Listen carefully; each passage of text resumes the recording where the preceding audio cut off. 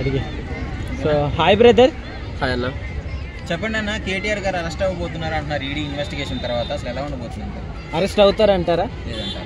ఒకటే అన్న, ఇప్పుడు ఇంకొక 1 అవర్లో ఈ విచారణ అనేది కంప్లీట్ అవుతుంది. మాకు తెలిసిన సమాచారం వరకు ఇంతకుముందు కూడా ఈ విచారణ ఆల్రెడీ ఏసీబీ వాళ్ళు చేశారు. ఆ విచారణలో మా కేటీఆర్ గారు స్పష్టమైన సమాధానం చెప్పినట్లుగా అతను బయటకు వచ్చి మరి నేను ఇంకా 10-20 క్వశ్చన్లు అడిగితే సమాధానం లేకుండా పారిపోయారు ఏసీబీ వాళ్ళని స్పష్టంగా చెప్పడం జరిగింది. అదేవిధంగా ఆయన ఈరోజు వెళ్ళే ముందు కూడా స్పష్టంగా తన ఎక్స్లో క్లియర్గా ట్వీట్ చేయడం కూడా జరిగింది.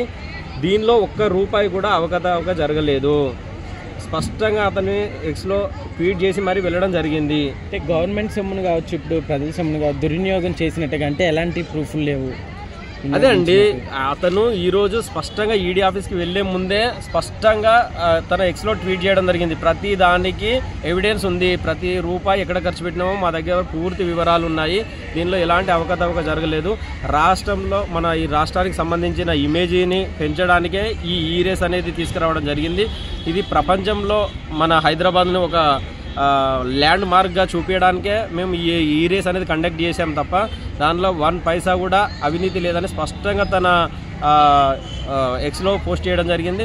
అదే గతంలో కూడా మనం ఏసీబీ వాళ్ళు పిలిచినప్పుడు స్పష్టంగా తను వెళ్ళి విచారణను ఎదుర్కోవడం జరిగింది.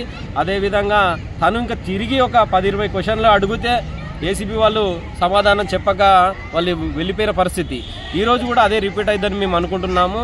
ఎందుకంటే ఒక బాధ్యత గల మంత్రిగా ఆయన అప్పుడు వ్యవహరించినప్పుడు ఇంత పెద్ద ఆరోపణలు అప్పుడు ఈ కాంగ్రెస్ నాయకులు తీసుకురాలేదు. ఈరోజు అధికారం వచ్చిందని అధికార మదంతో అతని పైన అనేక రకాల కేసులు పెట్టడం జరుగుతుంది. కానీ వీటిని ఎదుర్కొనే సత్తా సామర్థ్యం ఉన్న నాయకుడని మేము భావిస్తున్నాము. ఇలాంటి కేసులకు బీఆర్ఎస్ పార్టీ నాయకులు ఎవ్వరు కూడా భయపడరు. మొన్న జరిగిన కౌశిక్ రెడ్డి ఘటన అయితేనేమి, ప్రతి ఒక్క నాయకుడు కార్యకర్త ఎవ్వరు అయినా కూడా ఇలాంటి కేసులకు ఎవ్వరు భయపడరు. ఇది ఉద్యమాల గడ్డ, తెలంగాణ గడ్డ.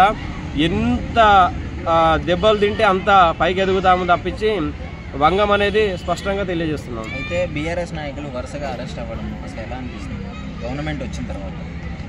అదే అండి, మన ఈయన కౌశిక్ రెడ్డి గారు కూడా ప్రెస్ మీట్ పెట్టి చెప్పడం జరిగింది. అతను మంచి క్రికెట్ ప్లేయరు. అలాంటి వ్యక్తి మీద ప్రభుత్వం వచ్చిన సంవత్సర కాలంలో 31 కేసు నమోదు చేయడం జరిగింది. తనపైన ఎలాంటి ల్యాండ్ మాఫియా కానీ, రేప్ కేసు కానీ, మర్డర్ కేసు కానీ ఇలాంటి ఏవీ లేవు. కేవలం కక్షపూరితంగా ప్రజల కోసం అడిగిన 6 గ్యారంటీలను ప్రశ్నిస్తేనే కేసులు పెడుతున్నారు. కవిత మీద అయితేనేమి, హరీష్ రావు గారి మీద అయితేనేమి, కేటీఆర్ గారి మీద అయినా ప్రతి ఒక్కరి మీద ఇన్ని కేసులు పెడుతున్నారు తప్ప సంవత్సర కాలం అవుతుంది.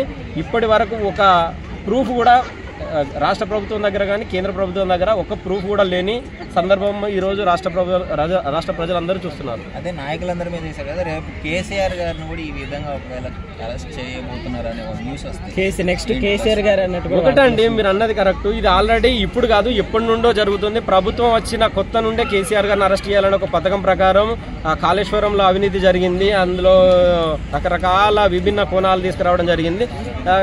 ప్రభుత్వం వచ్చి సంవత్సర కాలం అవుతుంది, కాళేశ్వరానికి ఎలాంటి డ్యామేజ్ జరగలేదు.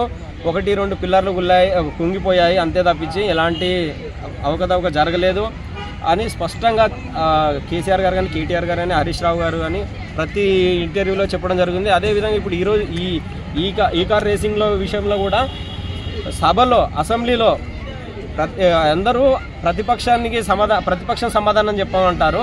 కానీ ప్రతిపక్ష నాయకులే ఈ రేస్ గురించి ఒక ప్రతిపాదన పంపితే కూడా ప్రభుత్వం తిరస్కరించిన పరిస్థితి మనం అందరం చూసాము. సభలో ఈ చర్చ జరగాలి.